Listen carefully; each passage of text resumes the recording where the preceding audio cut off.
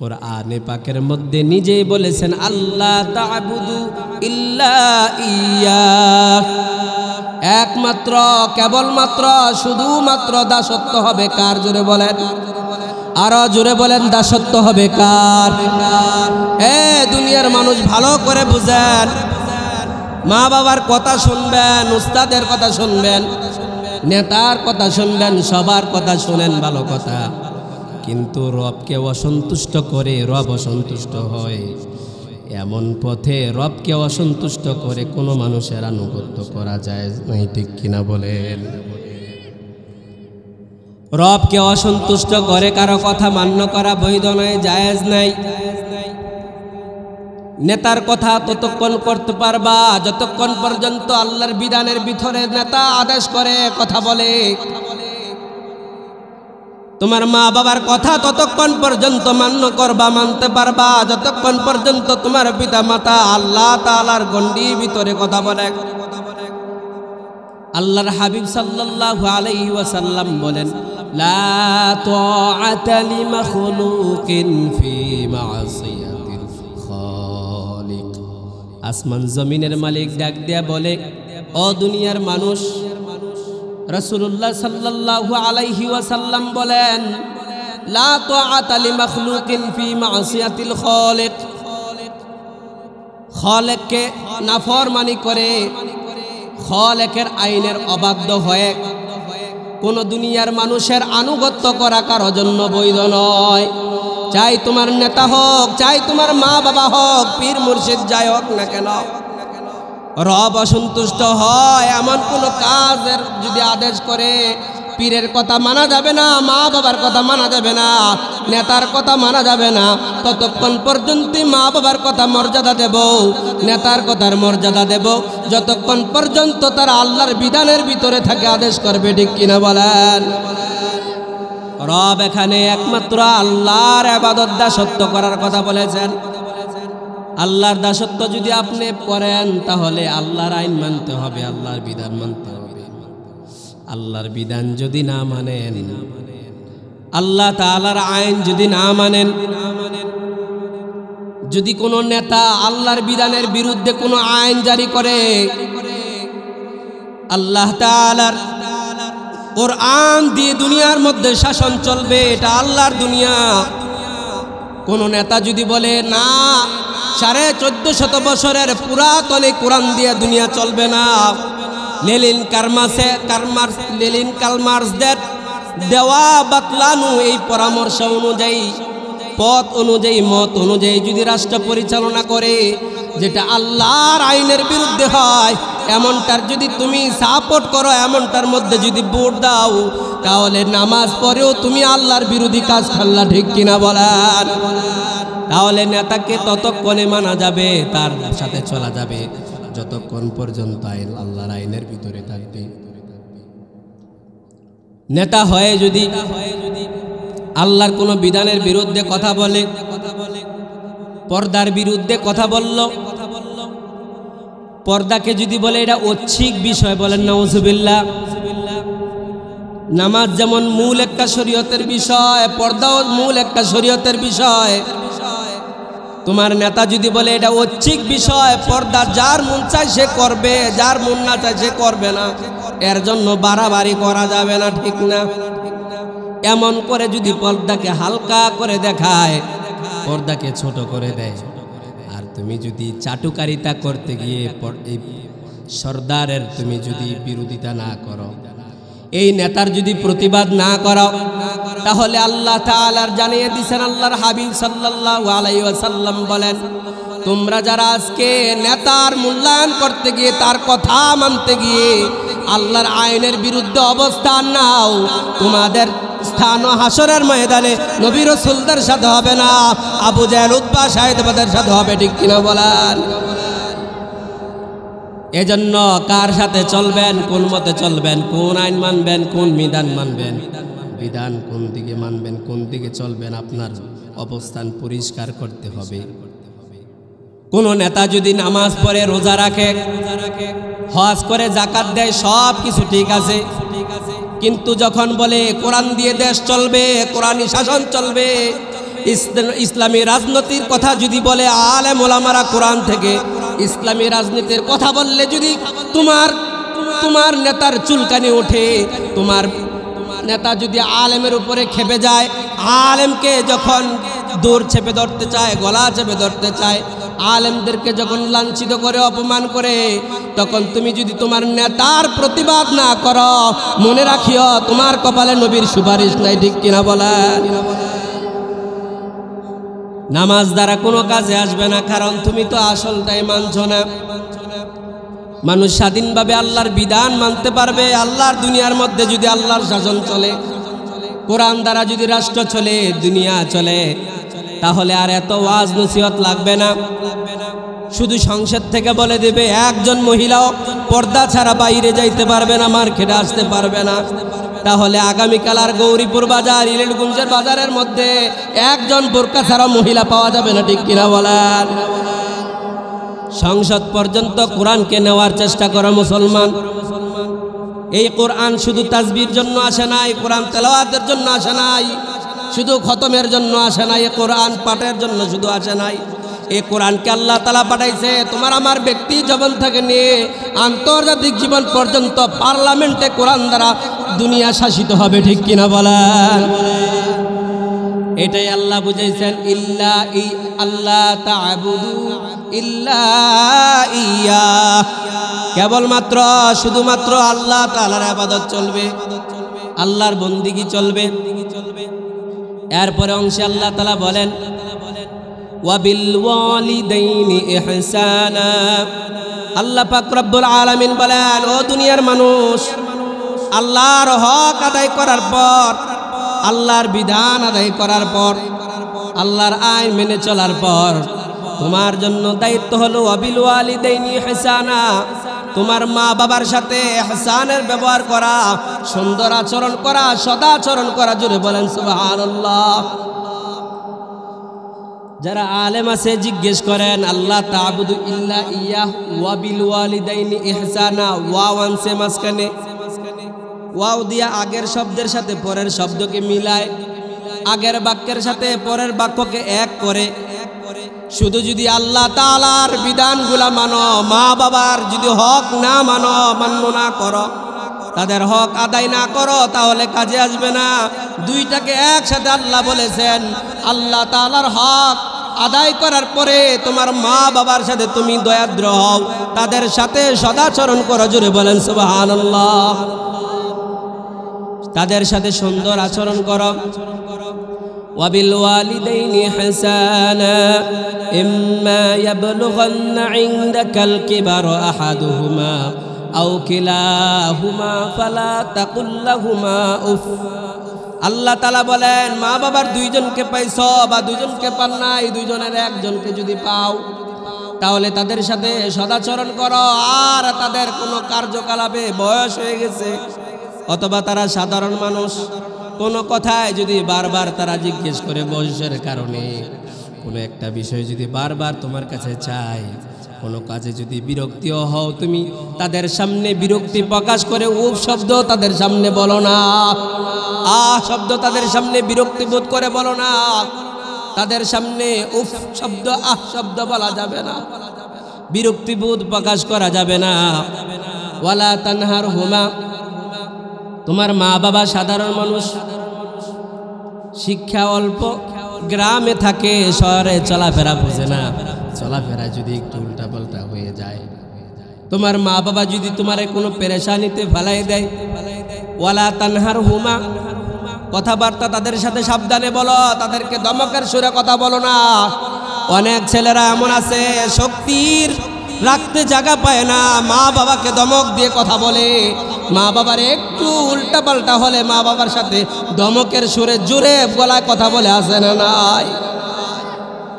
আল্লাহ বলে ওয়ালা তানহারহুমা, মা বাবাকে তোমরা ধমকের সুরে কথা বলো না। ওয়াকুল লাহুমা কওলান কারীমা, তাফসীরের মধ্যে লিখেছে আয় কওলাল লাইয়িনা, মা বাবার সাথে তোমরা অত্যন্ত বিনম্র আচরণ করো, কোমল ভাষায় কথা বলো, কোমল ভাষায় কথা বলো। কোমল ভাষা বুঝো না? ছেলে হওয়ার পরে ছেলেরে কত সুন্দর করে ডাক দাও, আব্বা কইয়া ছেলেরে ডাকো। মেয়েটা হওয়ার পরে মেয়েরে আম্মু কইয়া কত সুন্দর করে ডাক দাও। তোমার মেয়ে ঠাস করে জোরে এক থাপ্পড় মেরে দিল তোমার গালে, কানে এক থাপ্পড় মেরে দিছে, কানের পর্দা ভাইটা গেছে বাচ্চার থাপ্পড়ে। তখন কি বাচ্চারে উল্টা মারে? তখন বলে আমার বাচ্চা বুঝে নাই। তার সাথে কত কোমল হয়ে বাচ্চার সাথে কথা বলো। তোমার মার সাথেও কৌলাল লাইয়িনা, বাবা মার সাথে কোমল ভাষায় কথা বলো। বলেন সুবহানাল্লাহ। ওয়াখফিদ লাহুমা জানাহাদ যুল্লি মিনার রাহমাহ, আর তাদের সামনে রহমতের ডানা বিছিয়ে দাও, দয়ার ডানা তাদের সামনে বিনয়ের ডানা বিছিয়ে দাও। বলেন সুবহানাল্লাহ। তোমার মা বাবা যেভাবে ছোটকালে তোমাকে আগলিয়ে রেখেছে, কাছে রেখেছে, ওই যে যুদ্ধের সময় যাদের হায়াতে যুদ্ধ দেখেছে, আমার মায়ের মুখে আমি শুনেছি যুদ্ধ হয়েছিল, ছেলেকে রাইখা নিজে বাঁচার জন্য পালায়া যায় নাই, বাচ্চাকে সাথে নিয়ে মা তখন রওনা করেছে পানি দিয়ে, গলা সমান পানি, পানিতে নিজের ঠাঁই পায় না, কিন্তু নিজের সন্তানকে পানিতে ডুবতে দেয় না। পানিকে বাচ্চাকে রেখে চইলা যায় নাই। বাচ্চার প্রতি দয়াদ্র হয়েছে, বাচ্চার প্রতি দয়াশীল হয়েছে। বাচ্চার কষ্টের দিনগুলা যখন মশায় কামড় দিলে নিজে একটু মশাকে তাড়াইতে পারো না, তোমার মা বাবা তোমাকে ছায়া হয়ে পাশে ছিল।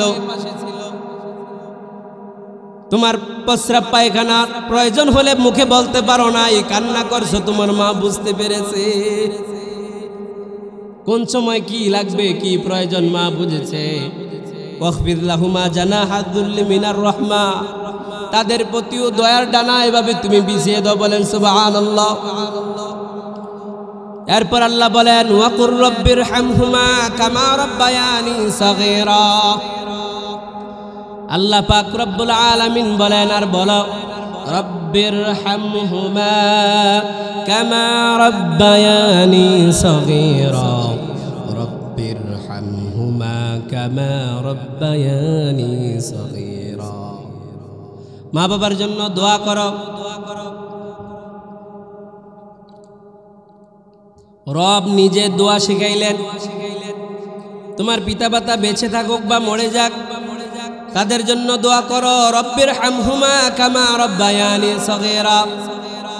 ও আমার রব, আমার মাতা পিতার প্রতি দয়া করেন, তাদের প্রতি করুণা করেন, তাদের প্রতি আপনি দয়াদ্র হন, যেভাবে ছোটকালে শিশুকালে কামা রাব্বায়ানি সগীরা, যেভাবে মায়া দয়া দিয়ে অনুগ্রহ দিয়ে ছোটকালে আমাকে লালন পালন করেছে, তাদের প্রতিও আপনি সেভাবে দয়া করেন। বলেন সুবহানাল্লাহ।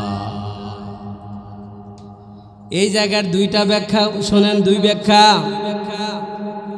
এক ব্যাখ্যা অধিকাংশরা বলে, আর এক ব্যাখ্যা সবাই বলে না।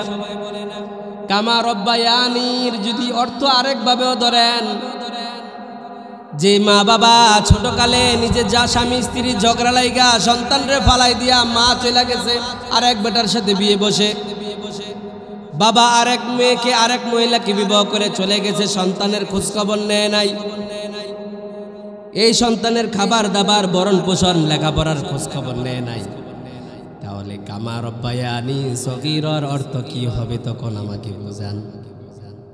যে মা বাবা ছোটকালে সন্তানকে আদর করে নাই, অনেক সন্তান আছে অনাদরে কষ্টে কষ্টে বড় হয়েছে মানুষের লাথি উষ্টা খেয়ে, কারণ বাবা খবর নেয় নাই, মা খবর নেয় নাই, মা নিজের স্বার্থ দেখে অন্য জায়গায় বিয়ে বসে চলে গেছে, সন্তানকে দেখে নাই, বাবা নিজের সন্তানকে লেখাপড়া করায় নাই, খরচ দেয় নাই, তার খোঁজ খবর নেয় নাই।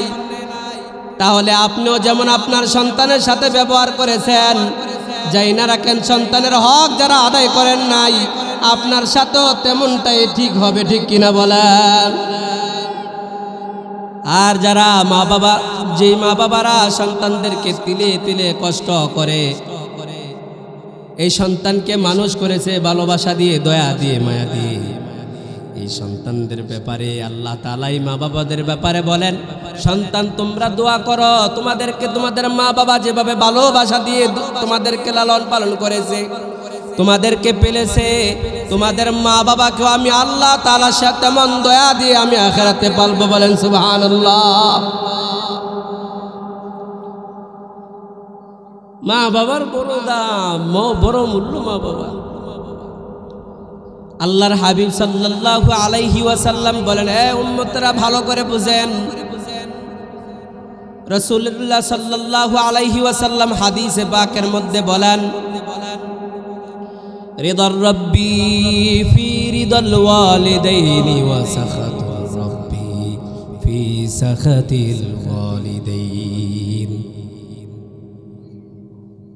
আল্লাহর রাসূল সাল্লাল্লাহু আলাইহি ওয়াসাল্লাম বলেন,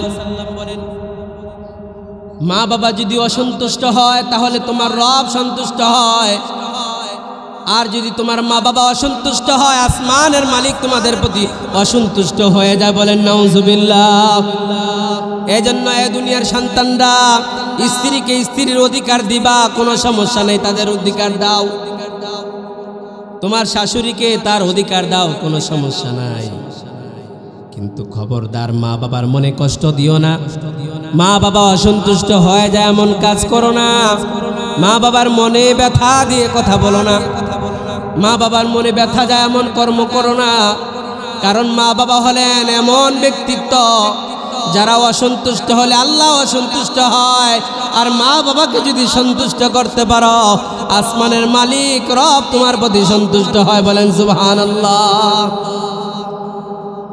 আল্লাহর হাবিব সাল্লাল্লাহু আলাইহি ওয়াসাল্লাম সাহাবীদেরকে জানান, সহজে কি জান্নাতে যেতে চাও? তোমরা সহজে জান্নাতের পথ জানতে চাও?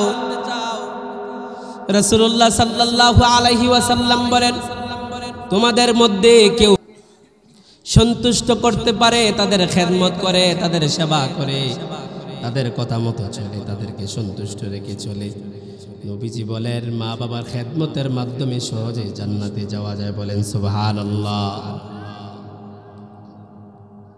সহজে জান্নাতে যাওয়ার রাস্তা পিতা মাতার সন্তুষ্টি, তাদের খেদমত। মা বাবা যদি খুশি হয়, আল্লাহ নবীজি বলছে তোমার জান্নাতে যাওয়া সহজ হবে। বলেন সুবহানাল্লাহ। এজন্য মা বাবাকে দেখতে হবে। আল্লাহর হাবিব সাল্লাল্লাহু আলাইহি ওয়াসাল্লাম মা বাবাদের সাথে ভালো আচরণের কথা সন্তানকে বুঝাইলেন। সন্তান যদি আবার কোনো মা বাবার সাথে খারাপ আচরণ করে হাদিসের মধ্যে সেটাও দেখাই দিলেন। রিওয়ায়াতগতভাবে দুর্বল একটি হাদিস, কিন্তু জাল হাদিস নয়, জয়ীফ হাদিস, বর্ণনা করা যায়, আমল করা যায়। হযরত আলকামা রাদিয়াল্লাহু আনহুর কথা আপনারা শুনেছেন। আলকামা রাদিয়াল্লাহু আনহু মৃত্যুর সময় যখন গনিয়ে আসলো, তখন আলকামা রাদিয়াল্লাহু আনহু এর তখন কালেমা নসিব হয় না, জবান দিয়ে কালেমা আসে না। রাসূলুল্লাহ সাল্লাল্লাহু আলাইহি ওয়াসাল্লামের সাহাবীরা সবাই পেরেশান হয়ে গেছে। এমত অবস্থায়, এই অবস্থায় আলকামার আম্মার কাছে খবর পাঠানো হলো, ও আলকামার আম্মা, আপনার সন্তান আলকামার জবান দিয়ে কালেমা আসে না, আপনি কি বলতে পারেন তার কারণ কি, কেন তার জবান দিয়ে কালেমা আসতেছে না? জীবনের শেষ মুহূর্তে অন্তিম শয্যায় সে কালেমা পড়তেছে না। আলকামার আম্মা বলে, এই সন্তান আমাকে পরিমাণ কষ্ট দিয়েছে, তাকে আমি মাফ করতেও পারবো না। আমার সাথে বেয়াদবি করার কারণে, কষ্ট দেওয়ার কারণে তার আজকের পরিণাম। তার বাবা ছোটকালে আমার কাছে রেখে গিয়েছে, এই সন্তানকে ফেলে রেখে আমি চাইলে চলে যেতে পারতাম। তিলে তিলে করে সন্তানকে মানুষ বানিয়েছি, সে সন্তান আমাকে বহুত ব্যথা দিয়েছে, কষ্ট দিয়েছে, ক্ষমা করার মতো নয়। আলকামার আম্মা জানকে বলে, ও আলকামার আম্মা, আপনি যদি আপনার সন্তান আলকামাকে ক্ষমা না করেন, তাহলে আপনার সন্তান বেঈমান হয়ে মারা যাবে। রাসূল সাল্লাল্লাহু আলাইহি সাল্লাম আবদার করেছে আপনার সন্তানকে আপনি ক্ষমা করে দেন। যখন আলকামার আম্মাজান পরিস্থিতি দেখে দেখলেন সন্তানের এই অবস্থা, সন্তান মা বাবার সাথে যেমনই আচরণ করুক, একজন মা কখনো সন্তানের সাথে পাষণ্ড হতে পারে না, সন্তানের সাথে এমন আচরণ করতে পারে না। মায়ের তো একটা দিল আছে, মন আছে, ভালোবাসা ভরা।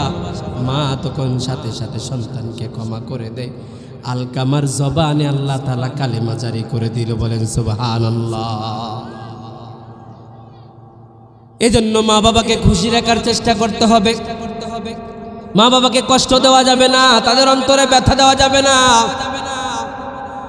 আপনারা সবাই জুরাইজের ঘটনা শুনেছেন। হযরতে জুরাইজ আল্লাহ তাআলার বড় বুজুর্গ বান্দা ছিলেন। হযরতে জুরাইজ যখন নামাজের মধ্যে দাঁড়াইছে, জুরাইজের আম্মা ডাক দিয়েছেন, ও জুরাইজ। কিন্তু জুরাইজের কানে আওয়াজ যায় না। জুরাইজ নামাজের মধ্যে আছে, আবার ডাক দিয়েছে জুরাইজ, আবার ডাক দিয়েছে জুরাইজ।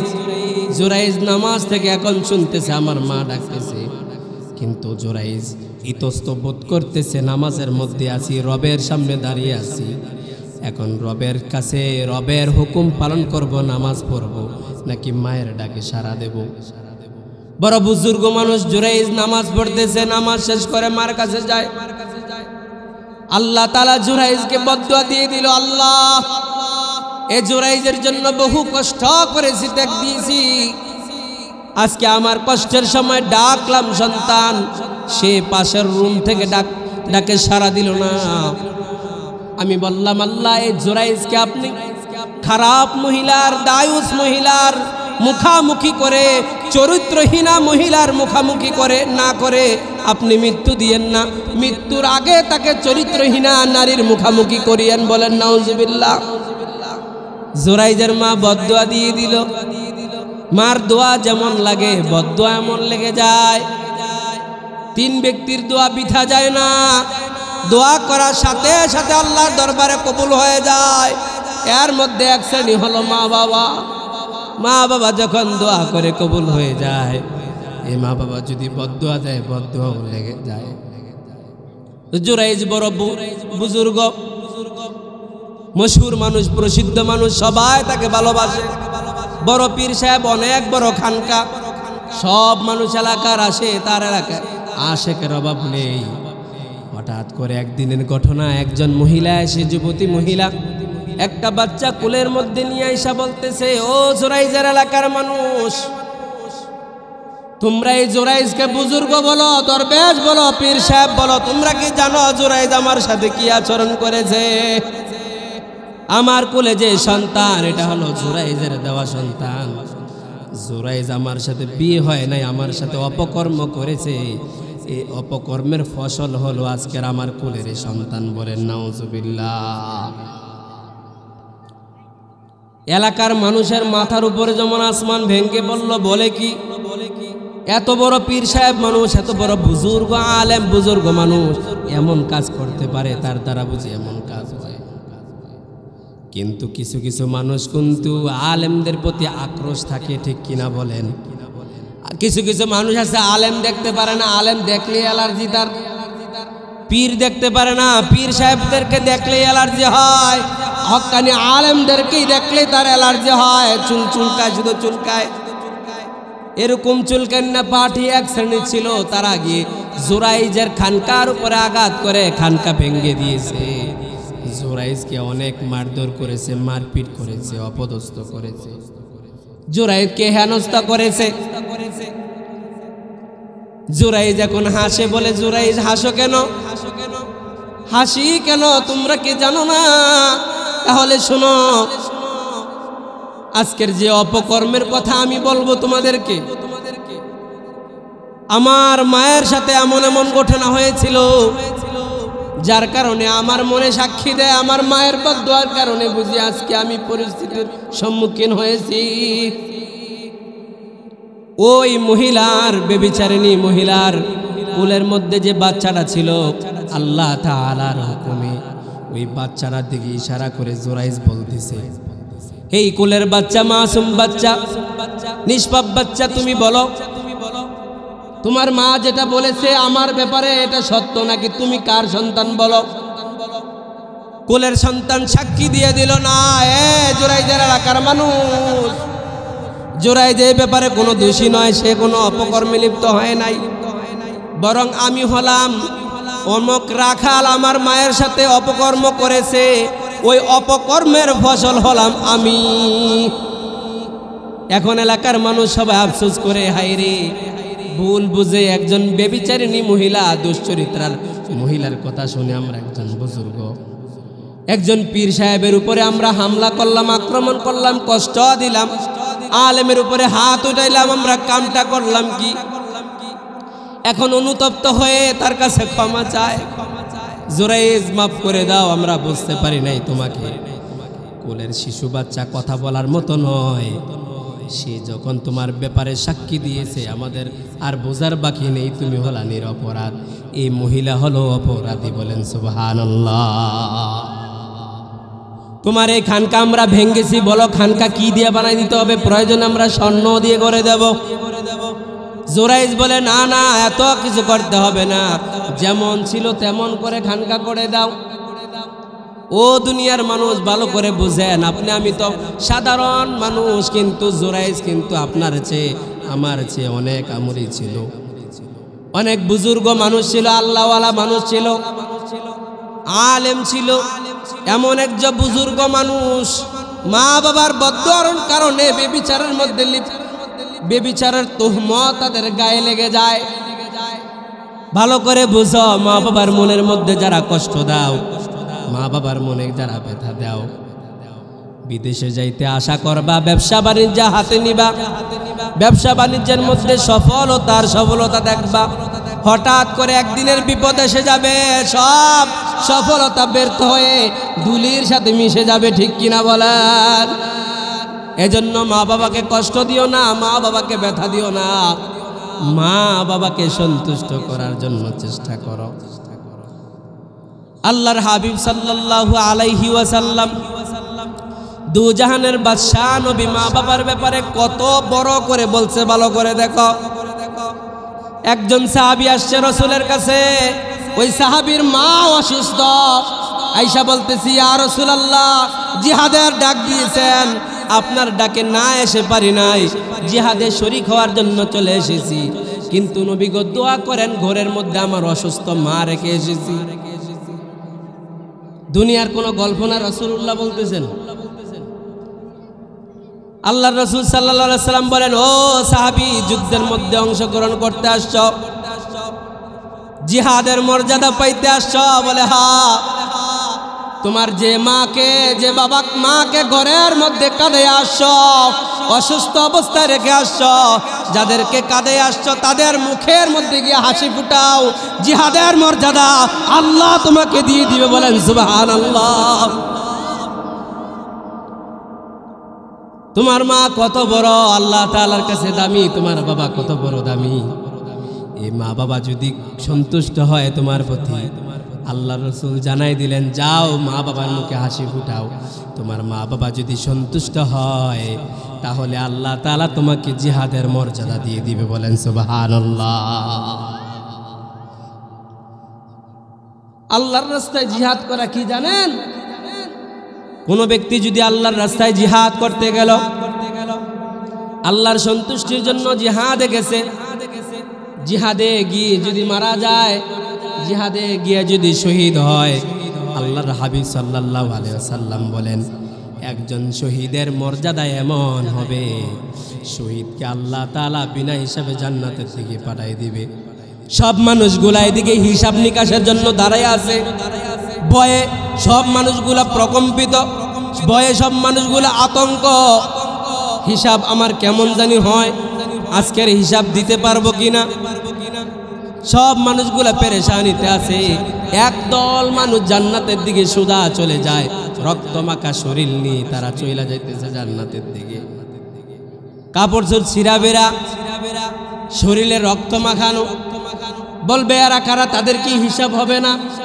বলা হবে না, না, তোমরা কি জানো না তারা কারা? তারা হলো শহীদ। আল্লাহর রাস্তায় তারা আল্লাহর দুনিয়ার মধ্যে আল্লাহর দ্বীন প্রতিষ্ঠা করার জন্য, আল্লাহর আইন প্রতিষ্ঠা করার জন্য তারা রক্ত দিয়েছে। ইসলামের কালেমার পতাকা উড্ডীন করার জন্য তারা রক্ত দিয়েছে। এই শহীদদেরকে আল্লাহ তাআলা আজকে বিনা হিসাবে জান্নাত দিচ্ছেন। বলেন সুবহানাল্লাহ। বিনা হিসাবে শহীদদেরকে জান্নাত দিবে। তাহলে এই সাহাবী মা অসুস্থ, তার জন্য জ্বরে গেল। এই সাহাবী তো এমন দাবি করতে পারে আল্লাহর কাছে, আল্লাহ আমি তো চাইলে আল্লাহ আপনার রাস্তায় গেলে হয়তো বা শহীদ হয়ে যেতাম। মর্যাদা যদি দাবি করে, তাহলে আল্লাহ তাআলা তো কারো প্রতি জুলুম করবেন না। আল্লাহ কারো প্রতি জুলুম করবেন না। আল্লাহ তাআলা যদি চায়, তোমার যেই মা বাবার খেদমতের জন্য রয়ে গেছ, জিহাদের ময়দানে সাহাবী যাইতে পারে নাই, আল্লাহ তাআলা বিনা হিসাবে জান্নাত নসিব করবে। বলেন সুবহানাল্লাহ। এই হলো মা বাবা, এই হলো মা বাবার মর্যাদা, কর্তব্য। ও দুনিয়ার সন্তানরা, তোমাদের মা বাবার জন্য তোমাদের কর্তব্য হলো মাতা পিতা থাকলে তাদের সেবা করো। তোমার মা বাবা ছোটকালে বারবার বিরক্ত করছো, খাবার খাইতে চায় নাই, তারপরও তোমার মা তোমাকে কত কষ্ট করে হাঁটাহাঁটি করে তোমাকে খাওয়াইছে, একটু ধুলনার মধ্যে তোমাকে দুলে দুলে খাওয়াইছে। তোমার খালাকে বলছে, ফুফুকে বলছে, তুই কোলে নে, আমি খাওয়াই দেই। কিভাবে তোমাকে খাওয়ানো যায়? তোমার বাবা যদি অসুস্থ হয়ে যায়, বৃদ্ধ হয়ে যায়, বিমার হয়ে বিছানায় পড়ে যায়, খাবার খাইতে চাইবে না। ধমক দিও না, তারা তোমাকে বিরক্ত করবে। অফিসে যাইতেছ, মূল্যবান সময় নষ্ট হয়ে যায়, তোমাকে বলবে বাবা গ্যাস্ট্রিকের ওষুধ নাই, গ্যাস্ট্রিকের ওষুধ আনিস। বাবা পান দরকার, পান আনিস। আমার ব্যথাটা বেড়ে গেছে, মাজার ব্যথাটা বেড়ে গেছে, নামাজ পড়তে পারি না, বাবা ব্যথার ওষুধটা মনে করে আনিস। বিরক্ত হয়েও না, তোমার বাবা মার প্রতি বিরক্ত হওয়া যাবে না। ছোটকালে তোমার মা বাবা যেমন তোমার প্রতি বিরক্ত হয় নাই, তাদের প্রতিও তুমি দয়াদ্র হয়ে তাদেরকে সেভাবে লালন পালন করতে হবে। বলেন সুবহানাল্লাহ। পিতামাতার জন্য আল্লাহ রাসূল সাল্লাল্লাহু আলাইহি ওয়াসাল্লাম হক বলে গেছেন। পিতামাতা যাদের সাথে চলাফেরা করে, তোমার বাবা যাদের সাথে চলতো, তোমার বাবার ভাই, তোমার বাবার বন্ধু বান্ধব যারা আছে, আল্লাহর হাবিব সাল্লাল্লাহু আলাইহি ওয়াসাল্লামকে এটা রাসূল শিখাইছেন। তোমার মা বাবার হক আদায় করতে চাও, মা বাবাকে পাও নাই, মা বাবার হক যদি আদায় করতে চাও, তোমার মা বাবা যাদের সাথে চলাফেরা করেছে অথবা তাদের আত্মীয় স্বজন যারা আছে, তাদের সাথে ভালো আচরণ করো, তাদের সেবা করো, তাদের মন জয় করে চলো, তাহলে তোমার মা বাবা তোমার প্রতি সন্তুষ্ট হয়ে যাবে কবর থেকে। বলে সুবহানাল্লাহ। তাহলে যারা মা বাবার হক আদায় করতে পারেন নাই, সেবা করতে পারেন নাই, যত্ন নিতে পারেন নাই, তাদের জন্য কথা হলো, তোমরা তোমাদের মা বাবার আত্মীয় স্বজন যারা আছে তাদের সাথে ভালো আচরণ করো। তোমার মা বাবার বন্ধু বান্ধব যারা আছে তাদের সাথে ভালো আচরণ করো। মা বাবার ঋণ থাকলে ঋণ পরিশোধ করে দাও, তাহলে মা বাবার হক আদায় করা হবে। এক সাহাবী আয়েশা বলে, ইয়া রাসূলুল্লাহ, কান্নায় জর্জরিত হয়ে বলতেছে, রাসূল গো, আমি তো আমার মাকে পাই নাই, আমার মাকে আমার নসিবে জুটে নাই, মার খেদমত করতে পারি নাই। ইয়া রাসূলুল্লাহ, আমার জন্য কি মা বাবাকে সন্তুষ্ট করার কোনো উপায় আছে? মা বাবাকে সন্তুষ্ট করার কোনো উপায় আছে নাকি?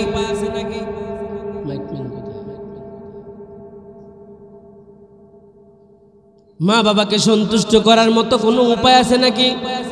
রাসূল বললেন, তোমার মায়ের বোন, তোমার খালা কি আছে নাকি? সাহাবী বলল, হা আছে, হা আছে। রাসূল সাল্লাল্লাহু আলাইহি ওয়াসাল্লামকে সাহাবায়ে কেরাম বললেন, ইয়া রাসূলুল্লাহ, তার খালার ব্যাপারে প্রশ্ন করলেন কেন?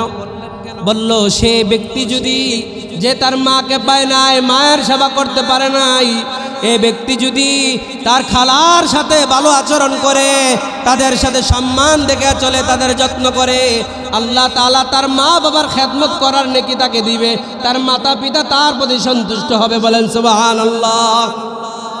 এজন্য অনেকে আছেন মা বাবা মারা যাওয়ার পরে ফুফুদের খোঁজখবর নেন না, খালাদের খোঁজখবর নেন না, মা বাবার আত্মীয় স্বজনদের খোঁজখবর নেন না, এমনটা করা যাবে না।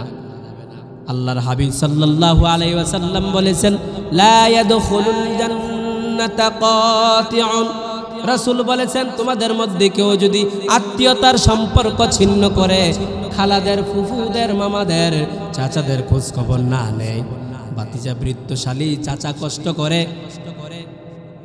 বোনের ছেলে বৃত্তশালী কিন্তু খালারা কষ্টে মরে, ভাইয়ের ছেলেরা বৃত্তশালী কিন্তু ফুফুরা কষ্টে মরে, যদি এমনটা করো তাহলে জেনে রাখো তোমরা যদি তাদের সাথে সম্পর্ক ছেদ করো, আল্লাহর রাসূল জানাই দিয়েছেন তোমাদের জন্য আল্লাহর জান্নাত হারাম হয়ে যাবে। বলেন নাউজুবিল্লাহ। এজন্য মা বাবা মরার পরেও মা বাবার জন্য সন্তানের কর্তব্য হলো মা বাবার জন্য তারা দান করবে, সাদাকা করবে, তারা বিভিন্ন ইসালে সওয়াবের কাজ করবে, সওয়াব রেসানি করবে, মা বাবার জন্য দোয়া করবে।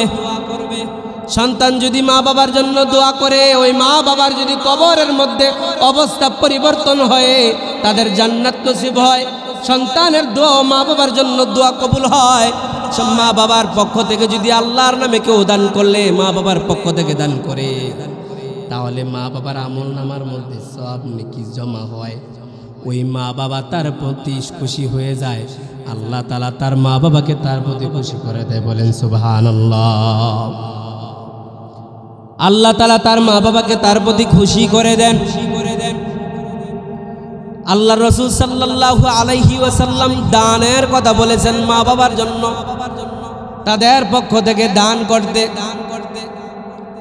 আপনার যার যতটুকু সামর্থ্য আছে, নিজের কামাই রোজগার থেকে যা খাচ্ছেন, চলছেন, ফিরছেন, এর থেকে একটা বাজেট নেন যে মায়ের উসিলায় দুনিয়ার মধ্যে আগমন করলাম, যে বাবার উসিলায় দুনিয়ার মধ্যে আসলাম, আমার বাবা মার জন্য আমার কিছু করার প্রয়োজন।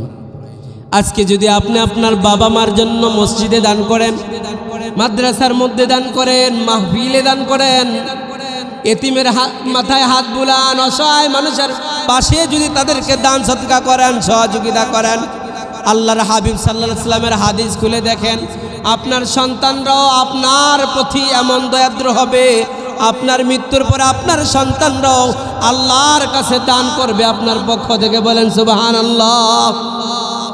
এজন্য ও দুনিয়ার সন্তানরা, তোমরা যারা সন্তানরা দুনিয়ার মধ্যে আছো, মা কবর থেকে কান্না করে, বাবা কবর থেকে কান্না করে, ও বাবুটি পাড়ার যুবকরা ভালো করে শোনো, ও বাবুটি পাড়ার মায়ের সন্তানরা, বাবার সন্তানরা ভালো করে শোনো, যে মা বাবা তোমাকে পাহাড় পরিমাণ সম্পদ দিয়ে গেল, বিটা বাড়ি দিয়ে দিল, জমি দিয়ে গেল, ব্যাংকের মধ্যে টাকা পয়সা দিয়ে গেল, লেখাপড়া করাইয়া তোমাকে পজিশন তৈরি করে দিয়ে গেল, তোমার যোগ্যতা করে দিয়ে গেল, আল্লাহর হাবিব সাল্লাল্লাহু আলাইহি ওয়াসাল্লাম জানান তাদের জন্য তোমার করণীয় বিষয় আছে।